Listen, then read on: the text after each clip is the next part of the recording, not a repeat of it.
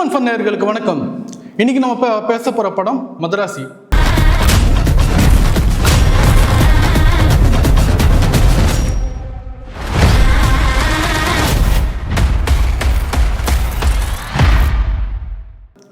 AR Murugadoss இயக்கி சிவகார்த்திகேயன் நடிச்ச இந்த படம் வந்து ஸ்ரீலக்ஷ்மி பேனர்ஸ் தயாரிச்சிருக்கு. அனிருத் இசையமைச்சிருக்காரு. ஸ்ரீகர் பிரசாத் எடிட்டிங் பண்ணியிருக்காரு மற்றும் சுதீப் எலமான் வந்து கேமரா ஹேண்டில் பண்ணியிருக்காங்க.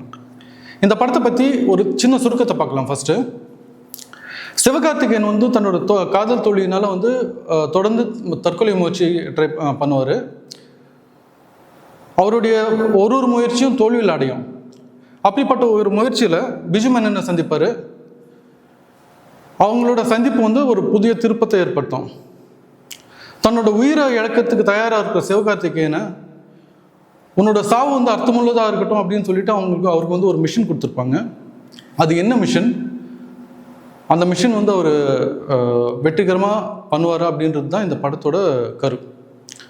இப்போது விமர்சனத்துக்குள்ளே போகலாம். இந்த படத்தை பற்றி சொல்லணுன்னா வந்து ஒரு சிண்டிகேட் தமிழ்நாட்டுக்குள்ளே கன் கல்ச்சர் கொண்டு வரதுக்கு முயற்சி பண்ணுவாங்க. அந்த முயற்சி ஒரு பக்கம் இருக்குது. சிவகார்த்திகேயனோட காதல் ட்ராக் வந்து ஒரு சைடு இருக்கும். நம்ம வந்து ஃபஸ்ட்டு சிவகார்த்திகேயனோட லவ் ட்ராக்ல பற்றி பேசணும்னா, இது வந்து மோதல் ஆரம்பித்த ஒரு உறவு வந்து காதலாக மாறணும்னா வந்து ஒரு பலமான காரணம் வேணும். ஆனால் இந்த படத்தில் வந்து அந்த ரீசன் வந்து ஜஸ்டிஃபைடாக இல்லை. காதல் ட்ராக்கும் வந்து கொஞ்சம் போரிங்காக தான் இருக்கும். ஆனால் தான் ஒரு மனநோயாளின்னு தெரிஞ்சதுக்கப்புறமா வந்து ருக்மிணி வசந்த் சிவகார்த்திகேயன் மேலே காட்டுற அன்பு அது கொஞ்சம் இமோஷ்னலாக இருக்கும். அவங்களோட பிரேக்கப்புக்கான காரணமும் வந்து கொஞ்சம் பலமாக இருக்கும். இந்த படத்தில் வந்து பார்த்திங்கன்னா முக்கியமாக இன்னொரு ஆளை பற்றி பேசணும், வித்யுத் ஜமால். அவரோட ஸ்டண்ட்ஸ் வந்து பார்த்திங்கன்னா வந்து எக்ஸ்ட்ரீம்லி ப்ரொஃபஷ்னல், ரொம்ப அருமையாக இருக்கும், பார்க்கறதுக்கு ரொம்ப ரசிக்கிற மாதிரி இருக்கும்.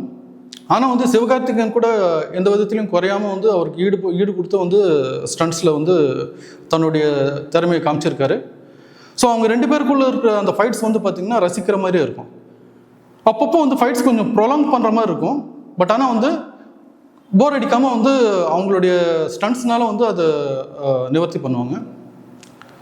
இப்போ வந்து பார்த்திங்கன்னா நீங்கள் சர்பட்டை பரம்பரை பார்த்துருப்பீங்க. அதில் டான்சிங் ரோஸ் உங்களுக்கு எல்லாருக்குமே தெரிஞ்சிருக்கும்.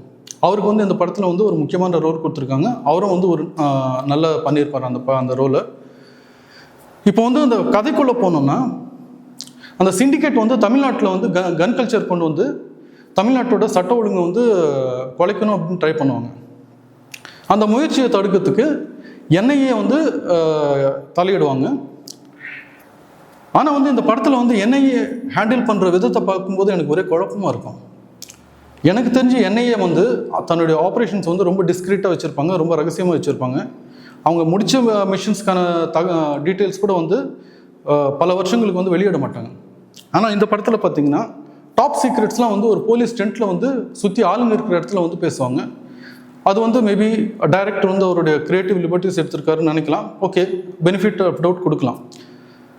ஸோ அது வந்து பெரிய பிரச்சனை கிடையாது. பட் ஆனால் வந்து ஒரு லாஜிக்கல் ஃப்ளான்னு தான் சொல்லணும்.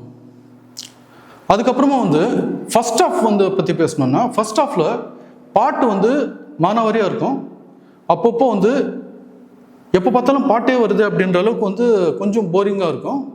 கதையோட ஃப்ளோ வந்து அப்பப்போ தடுத்துட்டே இருக்கும். ஆனால் செகண்ட் ஆஃப் தொடங்கின உடனே படத்தோட பேஸ் வந்து பயங்கரமாக வந்து பிக்கப் ஆகும், விறுவிறுப்பாக போகும்.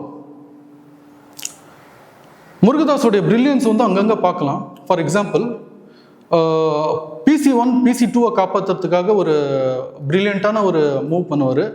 அப்புறம் வந்து பார்த்திங்கன்னா அந்த லாஸ்ட்டில் லாக்டு ரூமில் வந்து சிவகார்த்திகேயனோட ஃபைட் ஒன்று டிலூஷனல் ஃபைட், அது வந்து ரொம்ப அற்புதமாக பண்ணியிருப்பாங்க. அதை வந்து செகண்ட் டைம் பார்க்கணுன்னு தோன்ற அளவுக்கு சூப்பராக இருக்கும். இப்போ கடைசி ஃபைட்டுக்கு வந்தோன்னா வந்து அது கொஞ்சம் எக்ஸ்டெண்டடாக இருக்கும். பட் ஆனால் வந்து போர் அடிக்காது.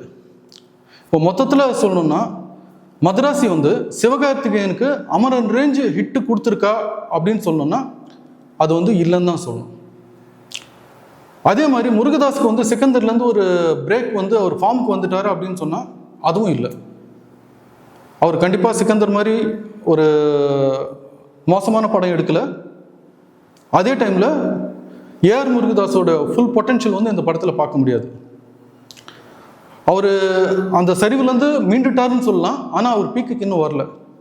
அனிருத்தோட மியூசிக்கை பற்றி சொல்லணும்னா, பாட்டு வந்து அந்தளவுக்கு மனசில் நிற்கிற மாதிரி இல்லைனாலும் பேக்ரவுண்ட் மியூசிக் வந்து ரொம்ப அருமையாக பண்ணியிருக்காரு. அதே மாதிரி camera work by Sudeep Elamon. Stunt சீக்வன்சஸில் வந்து ரொம்ப டைனமிக்காக வந்து ரொம்ப இன்ட்ரெஸ்டிங்கான ஆங்கிள்ஸ்லாம் வந்து நிறைய பண்ணியிருக்காரு. ஸோ ஸ்டண்ட்ஸ் வந்து ரசிக்கிற மாதிரி இருக்குன்னா வந்து அதோட கிரெடிட் வந்து கொஞ்சம் சுதீப் எலமனுக்கும் தரணும். எடிட்டிங் வந்து கொஞ்சம் கிறிஸ்பாக இருக்குது. ஏஆர் முருகதாஸோட கதை வந்து அவரோட ரெகுலர் டெம்ப்ளேட்டில் இருந்தாலும் ஓரளவுக்கு பாராட்டுற மாதிரி தான் இருக்குது.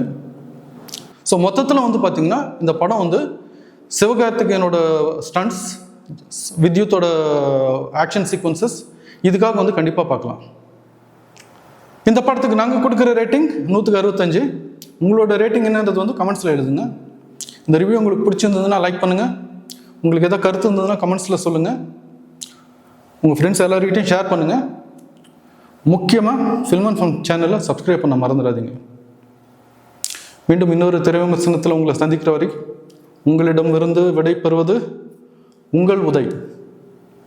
நன்றி.